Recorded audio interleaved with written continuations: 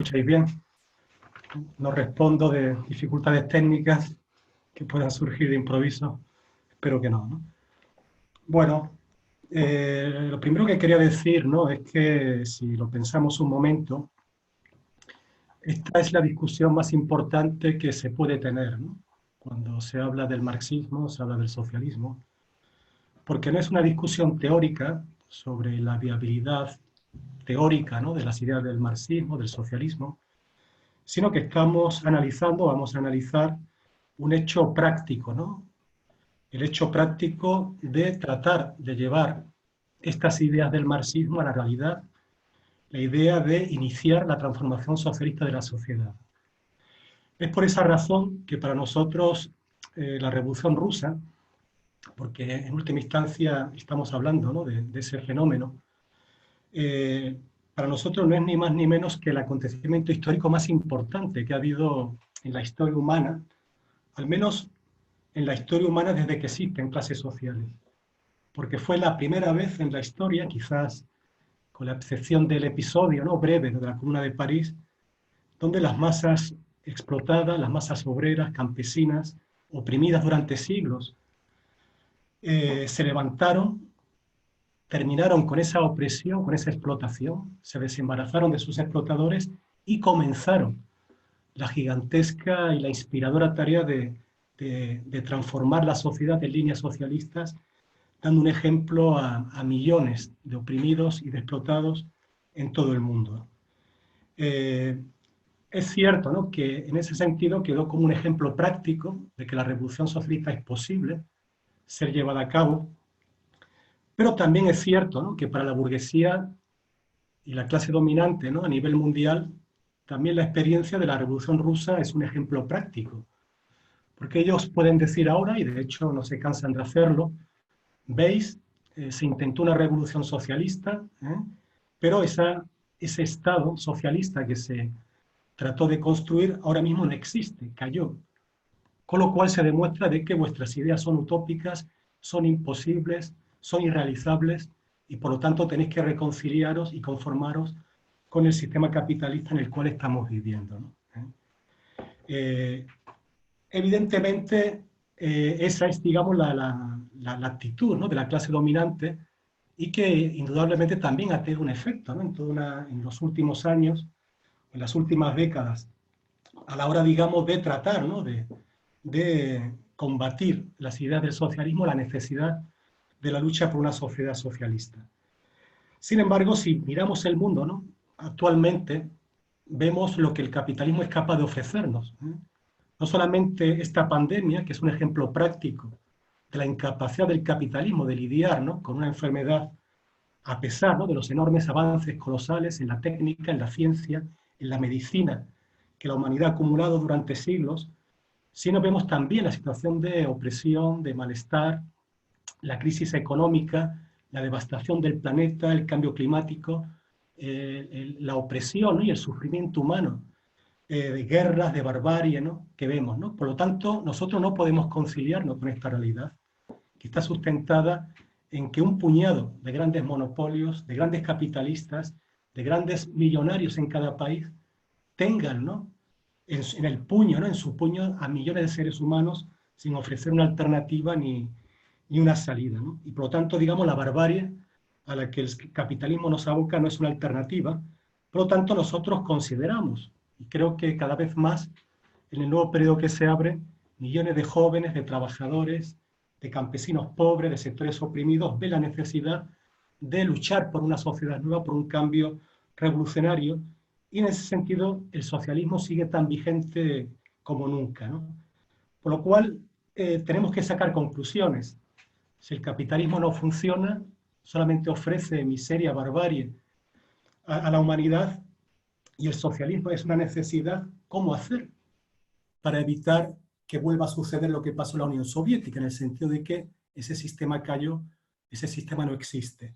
Por lo tanto, debemos estudiar la historia para sacar conclusiones, sacar lecciones y preparar a la nueva generación para las luchas revolucionarias que ya están comenzando, ¿no?, y que se van a profundizar en el próximo periodo.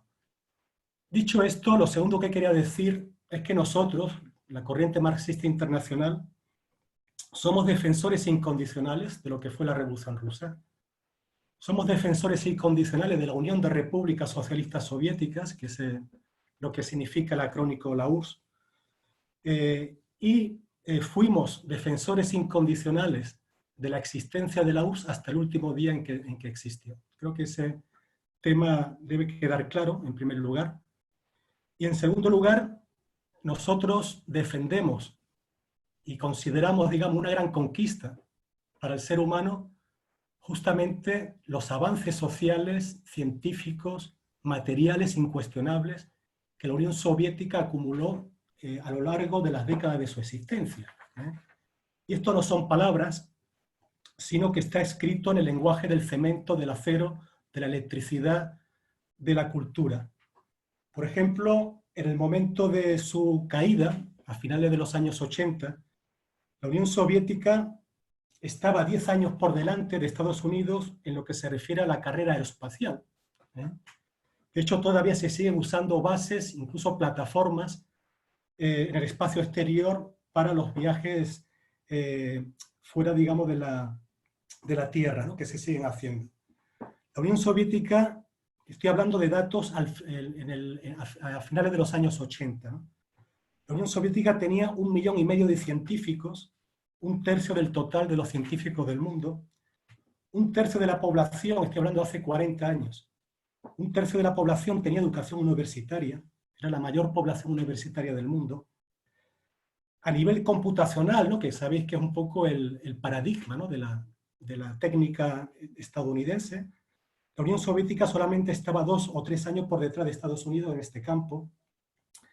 La patente de inventos anual en la Unión Soviética era la misma que en Estados Unidos, unos 80.000 al año, mientras que en 1917 solamente el 6% de la población era clase trabajadora, clase obrera asalariada.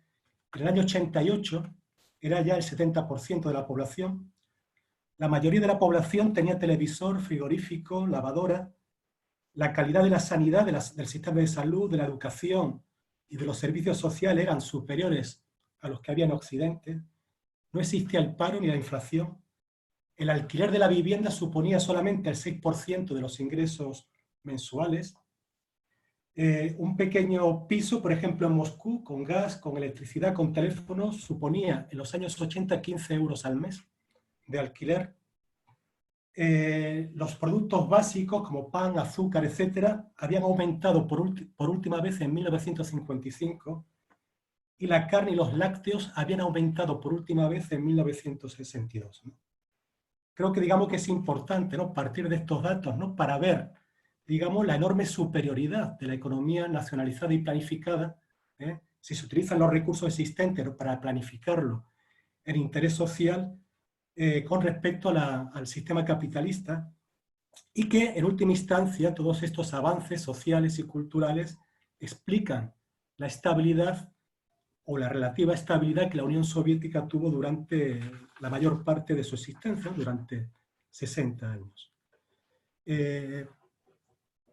También quiero plantear, ¿no? Toda una serie de puntos, ¿no? Para romper, digamos, pues también toda una serie de mitos, porque en última instancia se trata también, ¿no? De combatir, ¿no? Pues toda una serie de aspectos, ¿no? Y de propaganda, ¿no? Que la clase dominante, que la burguesía en Occidente, ¿no? Lanza continuamente, ¿no? Para ennegrecer, ¿no? La memoria de la Revolución Rusa y de la Unión Soviética, ¿no? Hay que decir que la Revolución Rusa ha sido o fue la revolución más democrática que ha habido en la historia de la humanidad, ¿no? Hay un hecho que algunos pueden llamar casi anecdótico, ¿no? Y que nunca se le ha prestado suficiente atención, ¿no? Siempre tenemos en la imagen, cuando hablamos de la Revolución Rusa, pues el asalto, ¿no? El Palacio de Invierno, la película de Eisenstein. Pero hay que decir que en la toma del poder, en octubre del 17, fue votada por el segundo Congreso de los Soviets de toda Rusia. Es decir, las asambleas populares, asambleas obreras de los barrios, de las fábricas, reunidas en Petrogrado y que agrupaban a millones de obreros y campesinos, fue votada democráticamente en ese Congreso de los Soviets, ¿no? Había apenas libertades políticas, inclusive en los primeros meses de la Revolución los burgueses y los partidos burgueses mencheviques, anarquistas, podían sacaban su prensa sin ningún problema. Se concedió el derecho de autodeterminación a una gran parte, ¿no?, de pueblos oprimidos del Imperio Ruso, Polonia, Finlandia, Ucrania, los países bálticos, etcétera, contra la propaganda, ¿no?, que se ha intentado plantear. Los bolcheviques nunca plantearon que un régimen socialista fuera un régimen de partido único. Absolutamente falso. De hecho, el primer gobierno soviético, en los primeros meses, fue un gobierno de coalición. Mucha gente no sabe ese dato. Un gobierno de coalición entre el partido bolchevique y el partido mayoritario entre los campesinos pobres, que era el Partido Social Revolucionario de Izquierda, ¿no? Era una decisión de izquierda de este partido, y que, digamos, tuvo una serie de meses, ¿no? Pero es cierto que la Revolución Rusa, que dio una esperanza, ¿no?, que dio una voz, que dio una inspiración, ¿no?, a millones de obreros, no solamente en Rusia, sino a nivel mundial, se enfrentó inmediatamente a enormes dificultades internas y externas, ¿no?, que quiero exponer, ¿no? En primer lugar, hay que decir que la Revolución Rusa nació, o tiene en su ADN, ¿no?, un carácter internacional incuestionable, de la misma manera que el propio socialismo. Los dirigentes bolcheviques nunca se plantearon construir el socialismo en Rusia para salvar a las masas rusas, sino plantearon siempre la Revolución Rusa, una vez que estalló, como el principio de la Revolución Internacional, particularmente el principio de la Revolución Socialista en Europa, ¿no? Y esto no era una cuestión meramente, o no es una cuestión solamente de romántica, ¿no?, de extender la revolución, de romanticismo revolucionario, sino que es una cuestión de vida o muerte. ¿Por qué? Porque solamente, y eso ya lo explicó Marx en su momento, pero que Lenin lo repitió una y otra vez, solamente a nivel internacional se dan las condiciones para la edificación de una sociedad socialista. Esto es importante, porque el socialismo no es una sociedad, digamos, de justicia social en abstracto, acabar con la opresión, acabar con las injusticias, acabar con la explotación. ¿Qué es lo que justifica históricamente la existencia del socialismo? Lo que justifica históricamente la existencia del socialismo es que es capaz de ofrecer un nivel de vida, un nivel de desarrollo social, técnico y de participación democrática muy superior, mucho más elevado que el que pueda existir en el país capitalista más avanzado. Si el socialismo no es capaz de ofrecer una vida mucho mejor, más placentera, más humana que la que existe en el país capitalista más avanzado, ¿qué sentido tiene el socialismo? Pero justamente la propia división internacional del trabajo hace que no puedas edificar pequeños socialismos a nivel local, sino que tienes, digamos, que barrer esas fronteras nacionales y juntar todos los recursos del planeta para edificar esta sociedad, ¿no? Podemos tener el país más rico del mundo, como Estados Unidos, pero hacemos la revolución socialista, pero si construimos una muralla de 30 kilómetros para arriba y rodeamos a Estados Unidos con esa muralla, aislado, sin el níquel, sin el cromo, sin el hierro de otros países, sin importar materias primas, sin exportar, sin acceso a otras tecnologías, esa sociedad, por muy rica que inicie la construcción del socialismo, inevitablemente cae, degenera, involuciona, se convierte en más pobre, ¿no? Y por lo tanto, digamos, se debilita, ¿no? y cae inevitablemente. Y esto, digamos, no es solamente palabras mías. Puedo citar, por ejemplo, a Lenin, ¿no? En el 7º Congreso, ¿no?, de los soviets de Rusia, de toda Rusia, en diciembre del 2019, es decir, 2 años después del triunfo de la Revolución Rusa, y Lenin decía: hemos dicho siempre antes de octubre y durante la Revolución de Octubre que nos consideramos, y solo podemos considerarnos, uno de los destacamentos del Ejército Internacional del Proletariado.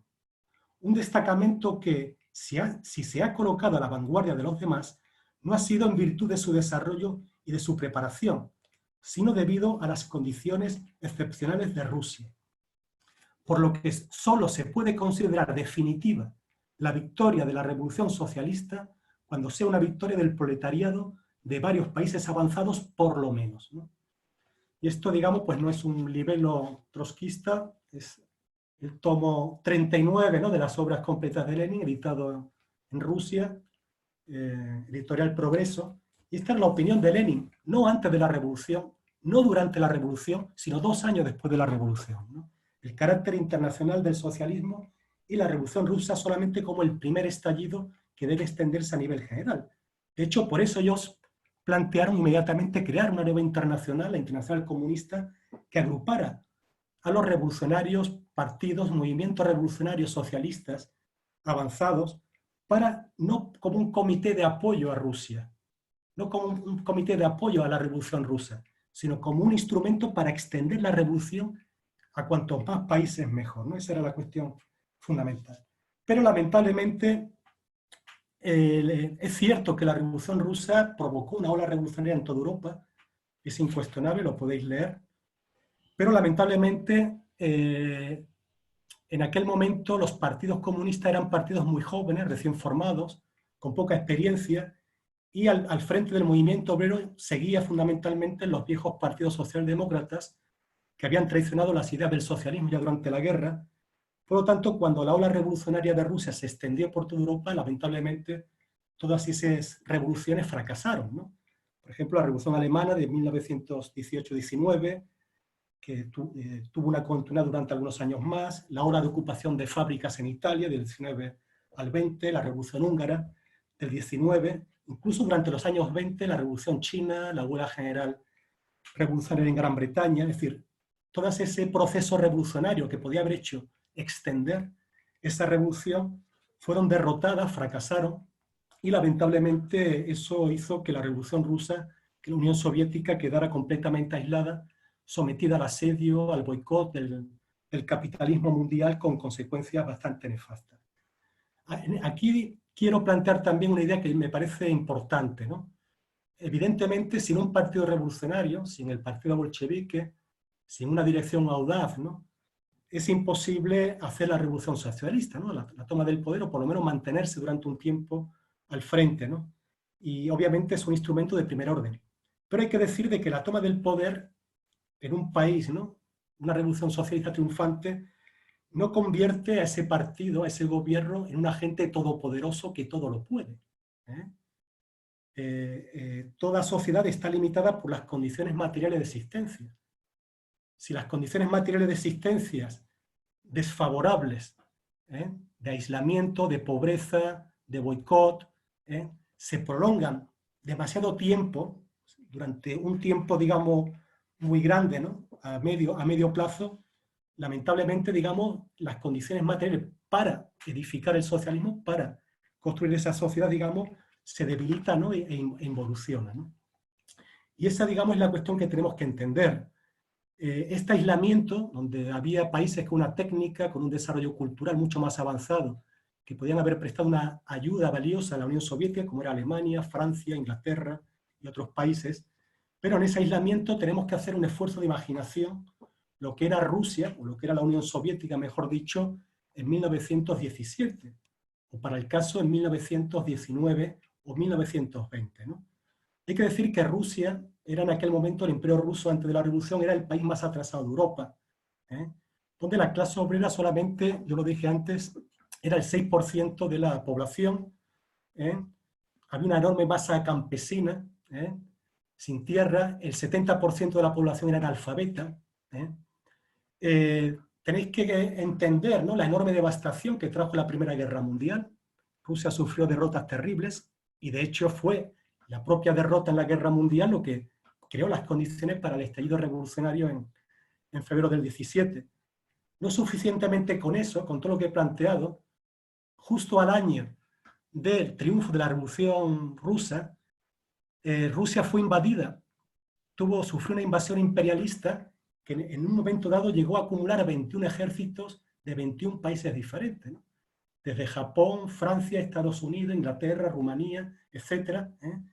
Una coalición infernal, ¿no?, que terminó de devastar lo poco que quedaba en pie de la atrasada y devastada economía rusa, ¿no?, en aquel momento, ¿no? Con lo cual, fijaos, ¿no?, hay un dato que es estremecedor. Petrogrado, que era la capital revolucionaria, lo que luego fue Leningrado y ahora lamentablemente ha vuelto a nombrarse San Petersburgo, tenía en el momento de la revolución 2,4 millones de habitantes, ¿no?, era la ciudad más importante de Rusia. En el año 20, al término de la guerra civil, que duró 3 años, la población de Petrogrado se había quedado reducida a 500.000, o sea, de 2,4 millones a 570.000 personas, fijaos, ¿no? Una enorme, digamos, marcha, ¿no? Huida de la ciudad, donde ¿qué ibas a comer? Ladrillos, cemento, al campo, ¿no? Para alimentarse de lo que ahí se podía dar.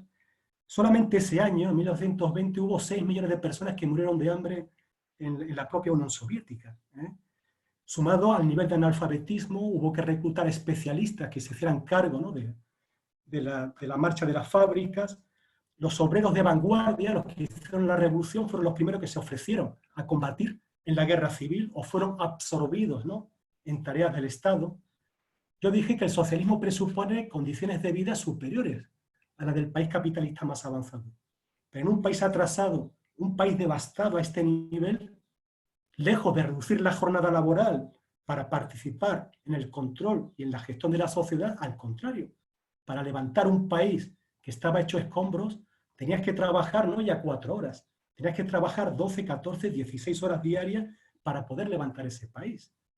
Un país hambriento, sin recursos, bloqueado, continuamente amenazado, pobre, medio analfabeto. En esas condiciones podemos preguntarnos qué condiciones para edificar el socialismo había. Realmente no existían esas condiciones, ¿no?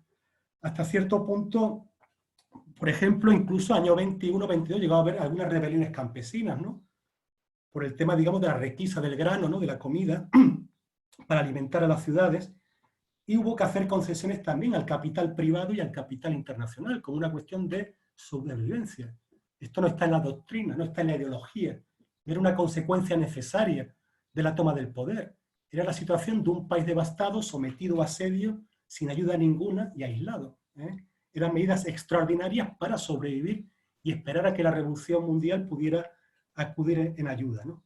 Y se hicieron concesiones a los campesinos que pudieran vender alguna cosecha, que algunas compañías extranjeras pudieran explotar algunos recursos, etcétera, etcétera, ¿no? Hay otra cosa que también hay que decir, y es que todos los partidos de oposición, que inicialmente eran libres, en el sentido de que podían hacer propaganda, ¿no? En los primeros meses de la revolución, todos y cada uno de ellos, desde los partidos abiertamente burgueses, como los llamados cadetes, hasta los sectores de los anarquistas, pasando por los mencheviques, socialrevolucionarios, etcétera, todos apoyaron de una manera u otra la intervención imperialista extranjera. Se pasaron a la lucha armada contra el gobierno soviético. Por ejemplo, el partido que fue socio de coalición de los bolcheviques, el Partido Social Revolucionario de Izquierda, recurrió al terrorismo individual. Sabéis que el propio Lenin fue herido en un atentado por parte de una partidaria de este grupo. 2 miembros del Comité Central bolchevique fueron asesinados por actos terroristas, ¿no? de esta gente, con lo cual, con una cuestión de supervivencia, hubo que poner fuera de la ley, ¿no? Lo que hace la burguesía en su país, ¿no? Y todo el mundo ve normal, ¿no? Que un partido, ¿no? Apoya el terrorismo, ¿no? Hay que ponerlo fuera de la ley, ¿no? Evidentemente, la Revolución Rusa tenía derecho a defenderse frente a aquellos que pasaban, ¿no? Al lado, digamos, de la reacción, al lado del capitalismo mundial, ¿no? Con lo cual, esta situación que se prolongó de escasez, de miseria, de derrota de la Revolución Mundial, progresivamente provocó un proceso gradual, ¿no? De involución y de burocratización, ¿no? Esto, digamos, no se debe, ¿no? A que hubo un mal secretario general, que había gente malvada, ¿no? Que quería medrar, ¿no? Y que era muy egoísta, ¿no? Y que aprovechó su cargo, ¿no? Para imponerse, ¿no? Es una explicación que es válida para un niño de 5 años, pero para marxistas, que se basan en que los procesos históricos se basan en las condiciones materiales de existencia de la sociedad, es una explicación que no explica nada y que realmente no tiene ningún sentido, ¿no? Sino que independientemente, ¿no? de la personalidad de esos individuos, estas condiciones materiales, ¿no? De atraso, de aislamiento, de pobreza, inevitablemente provocaron esa involución. Hasta el punto que el propio Lenin, que tenía una enfermedad, ¿no? Y periódicamente tenía que guardar reposo, cuando se recuperó de una de estas enfermedades, después de varios meses, a fines de 1922, se quedó espantado del nivel de burocratización que había adquirido la maquinaria del Estado, la maquinaria del partido. Y fijaos, hasta cierto punto se puede entender. Si los trabajadores tienen que estar trabajando 12, 14 horas, con qué espíritu va a ir uno después de trabajar a una reunión del Soviet para organizar la producción. Es imposible. Con lo cual, digamos, el aparato del Estado, el aparato administrativo fue usurpando en esas condiciones tan lamentables, fue usurpando funciones que correspondían a la clase trabajadora, ¿no? En última instancia, la democracia obrera se fue extinguiendo porque las condiciones materiales hacían imposible su propia aplicación, ¿no? Hay un hecho que León Trotsky da, ¿no?, en su gran libro La Revolución Traicionera, donde él explica de primera mano todo este proceso, que es muy gráfico e incluso podemos decir que es real. Y él plantea la siguiente metáfora, ¿no?, que como digo es una metáfora que yo creo que corresponde a una realidad concreta. Es decir, imaginaos un país obviamente con carestía, con escasez, obviamente hay que recurrir al racionamiento. Es decir, si hay carestía y escasez, no todo el mundo puede consumir lo que necesita, sino digamos que hay que hacer un racionamiento, ¿no? Y por lo tanto, digamos, para comprar pan, pues hay que hacer la cola, ¿no? Según si tú tienes 3 hijos, si eres soltero, soltera, etc. Claro, si esa cola se hace muy larga, y en Rusia las colas eran muy largas, ¿no?, porque era una gran población y mucha escasez, al final, con esa cola tan larga hay tumultos, ¿no? Ah, yo llego primero, tú llegaste después, yo necesito más que tú. Entonces, para poner orden en la cola y para que no haya una batahola, hace falta un policía que ponga orden. Ahí empieza la burocracia.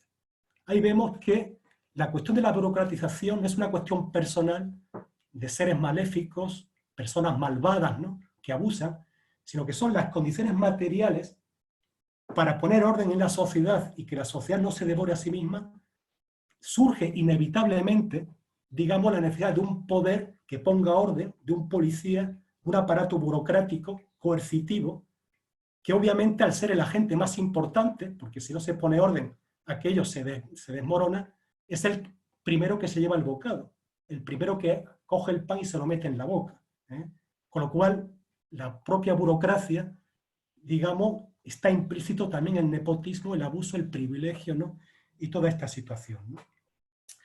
Hay que decir que podemos hacer un paralelismo entre lo que es una burocracia en un Estado obrero, digamos, con la burocracia que existe en los sindicatos.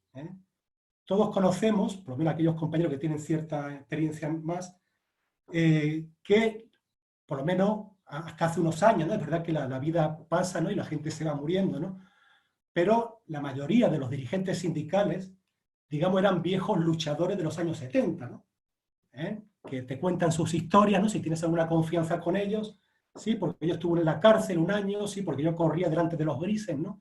Tienen una historia real, ¿no?, de heroísmo en la lucha contra la dictadura de Franco, pero son esa misma gente que llevan 30 años apoltronada, ¿no?, en esos cargos, gente que se ha convertido en cínica, que te dicen, no, los trabajadores no luchan, aquí nadie, digamos, viene a la asamblea, en fin, esa desconfianza hacia los propios trabajadores, esa jactancia, ¿no?, de que yo sí que luché, yo sí que fui un revolucionario, tal, pues esa misma psicología, ¿no?, de desprecio hacia la clase trabajadora, de desconfianza, también surgió en esta capa administrativa, ¿no?, dentro del Estado soviético, ¿no?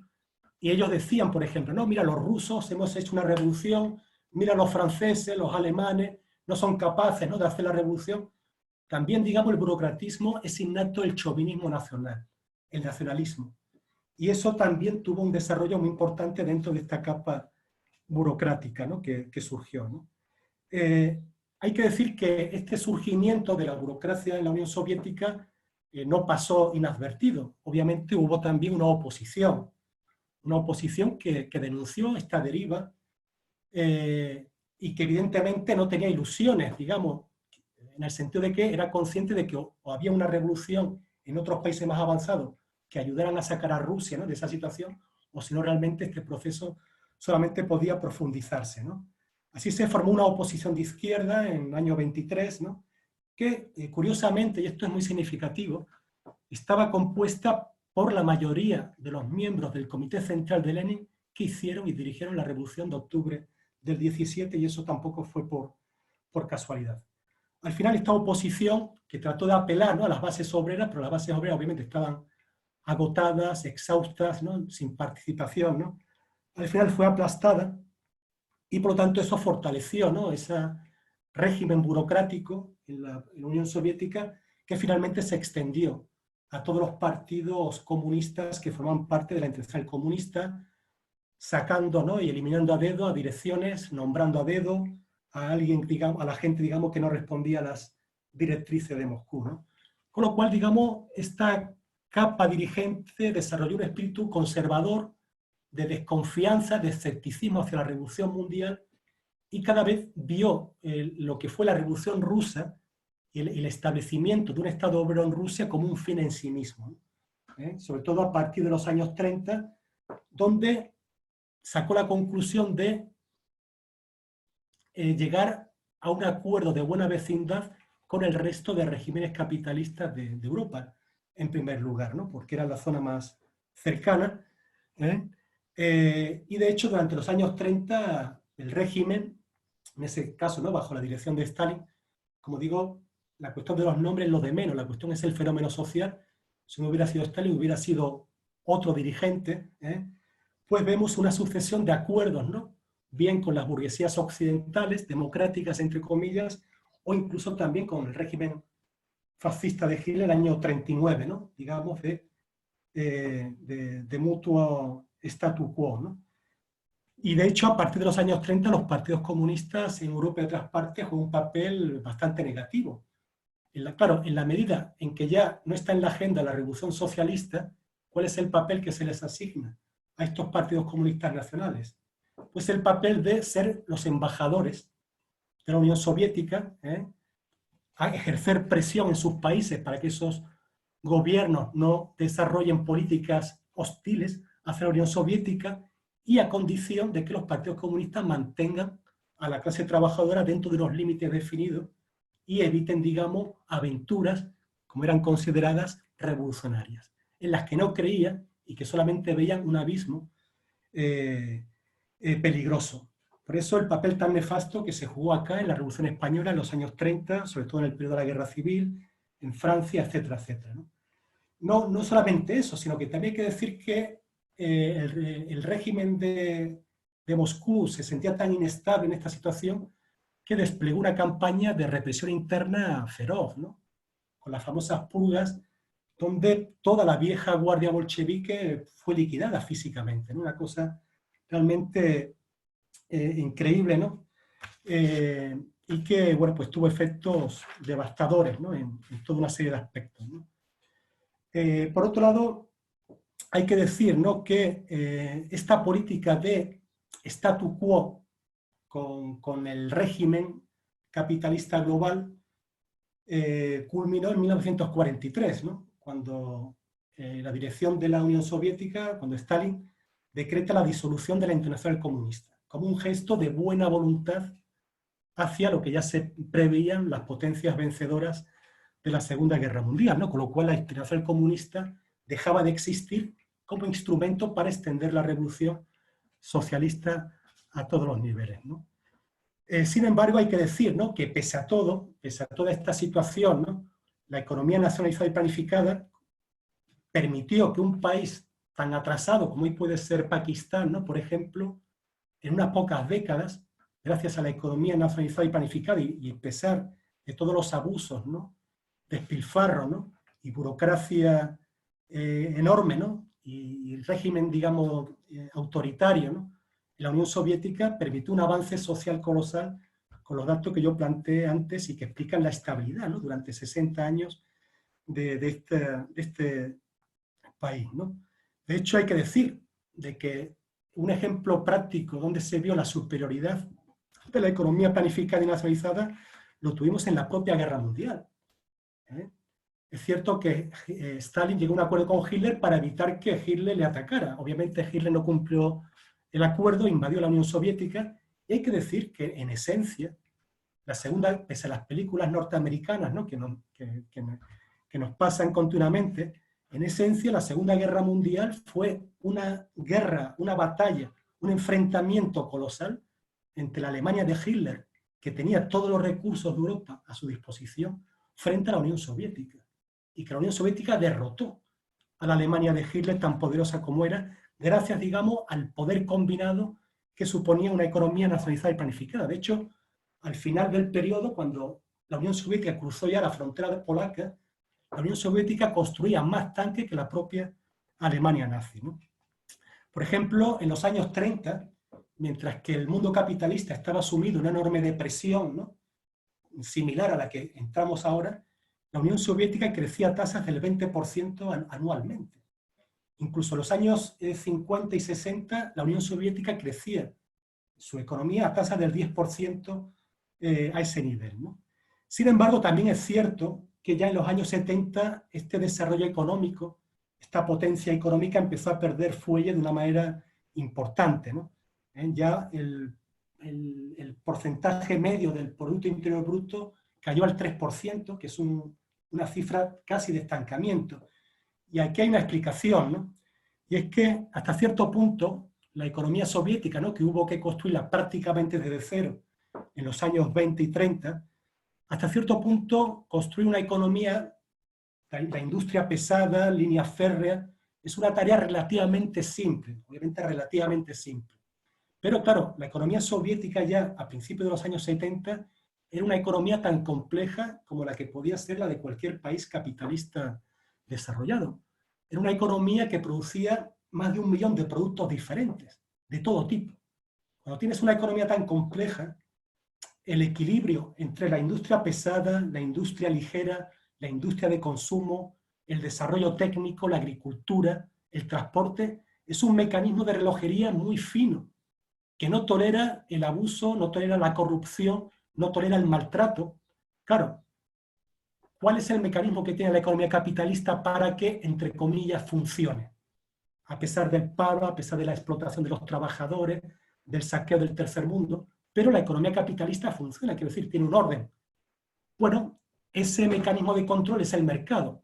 Si yo me compro un televisor y se me rompa a los 2 días, está claro que yo no compro, vuelvo a comprar esa marca, compro otra que me da más fiabilidad. Si el móvil que me compro se me rompe también a la semana, pues compro otro. Entonces el mercado ejerce un control indirecto, obviamente basado, ¿no?, en la explotación, como todos sabemos. Pero en una economía socialista, donde no está, digamos, el consumismo burgués, ¿no?, o el consumismo, digamos, de la economía de mercado, y donde hay un régimen totalitario y burocrático, donde cualquier trabajador que trata de opinar de lo mal que se lleva la fábrica es despedido o encarcelado, donde los consumidores no tienen mecanismos para hacer ver sus puntos de vista sobre la calidad del consumo que ellos tienen, evidentemente esa economía no puede funcionar cuando llega a cierto nivel de complejidad, y es lo que ocurrió en la Unión Soviética, ¿no? Obviamente la economía nacionalizada necesita la democracia como el oxígeno necesita, el cuerpo humano necesita el oxígeno. Y cuando hablo de democracia no hablo de esa palabra bastardeada, ¿no?, digamos, por los regímenes, ¿no?, aquí, ¿no?, por la burguesía. Hablo de la democracia obrera, que cualquier trabajador, cualquier joven puede levantar la mano, dar su opinión y que la opinión de la mayoría sea tenida en cuenta, ¿eh? Eso no existía en la Unión Soviética.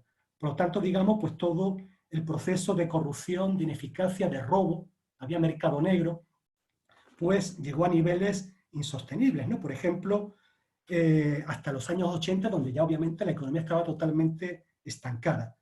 Por ejemplo, en ese momento, año 88, la productividad de la Unión Soviética era solamente un 55% de la productividad que existe en los Estados Unidos, o mientras que la Unión Soviética tenía, por ejemplo, 4 veces más de tractores en el campo que Estados Unidos, solamente producía el equivalente al 22% de la cosecha de Estados Unidos, ¿no?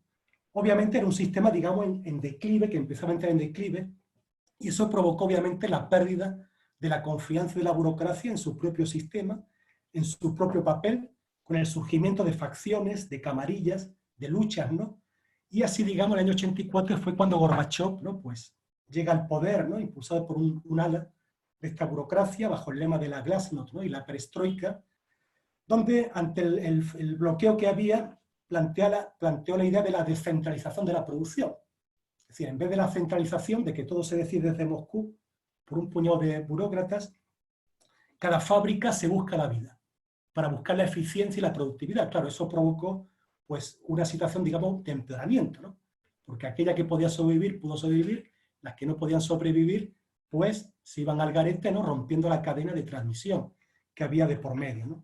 Con lo cual, al final de los años 80, la situación en la Unión Soviética, había una crisis total, que además coincidió, ¿no?, en esa época con un boom económico que había en Occidente, y es cuando un sector de la burocracia, pues, obnubilada por este crecimiento económico que había en Alemania, en Francia, en Estados Unidos, ¿no?, y el propio fracaso de su sistema y el fermento revolucionario que empezaba a incubarse en la sociedad, ¿no?, que ya lo manifestaban, ¿no?, en la Europa del Este, ¿no?, en una serie de movimientos de masas, fue cuando surge una ala procapitalista dirigida por Boris Yeltsin. Claro, Boris Yeltsin no era un agente de la CIA, infiltrado durante 20 años. Boris Yeltsin era el jefe del Partido Comunista de Moscú.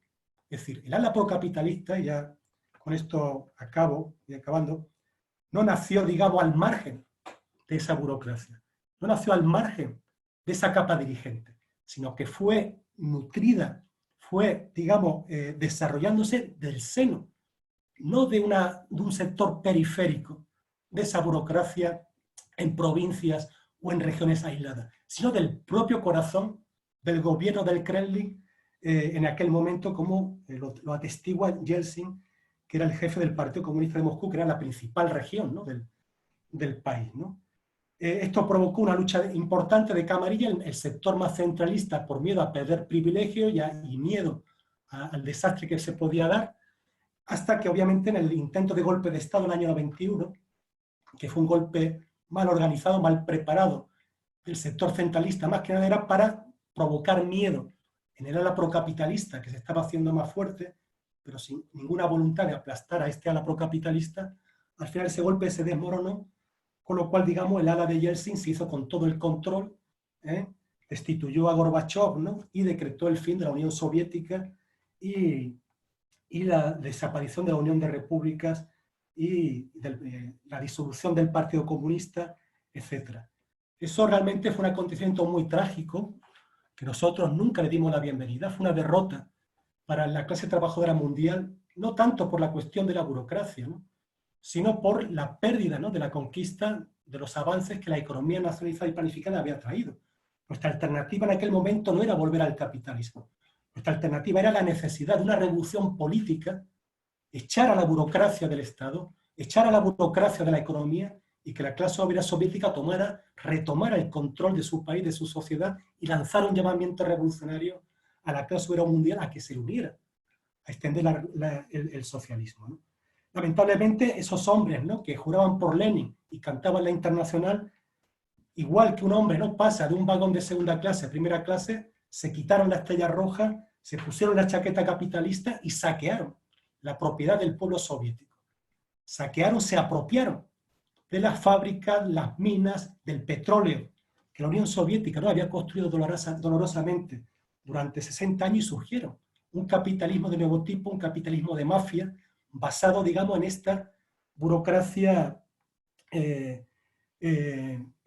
se había nutrido durante toda esa época. Putin, por ejemplo, era jefe de la KGB, ese tampoco era un agente oculto de la CIA, sino que también nació del corazón de esta situación, ¿no? Y esta es la situación, ¿no? Obviamente, pues la Europa del Este le siguió el camino, ¿no?, incluso algunos años antes, ¿no?, y cada burocracia en cada país pues se buscó la vida en líneas capitalistas. Yo solamente, para terminar, un solo dato, ¿no?, para mostrar, digamos, el anatema que significa decir que en la Unión Soviética, en los países del Este, había socialismo o había comunismo. Había una economía nacionalizada y planificada, en el mejor de los casos en transición al socialismo, pero que evidentemente no había alcanzado el nivel de desarrollo técnico, científico, de productividad, digamos, requerido, ¿no?, para caminar hacia una sociedad de clase. Fijaos, el ejemplo más práctico de la negación del socialismo es que tenías en la Unión Soviética, tenías a China, que supuestamente una república socialista, Polonia, Bulgaria, Alemania del Este, Yugoslavia, etc., y no unificaron sus fronteras para crear una federación socialista intercontinental, desde el mar de la China hasta el Mediterráneo, como se hizo la Unión Soviética bajo la época de Lenin. Cada burocracia quiso construir su socialismo a su imagen y semejanza y a espaldas unos de otros, incluso hasta la existencia de conflictos vergonzosos por líneas de fronteras entre China, la Unión Soviética, etc.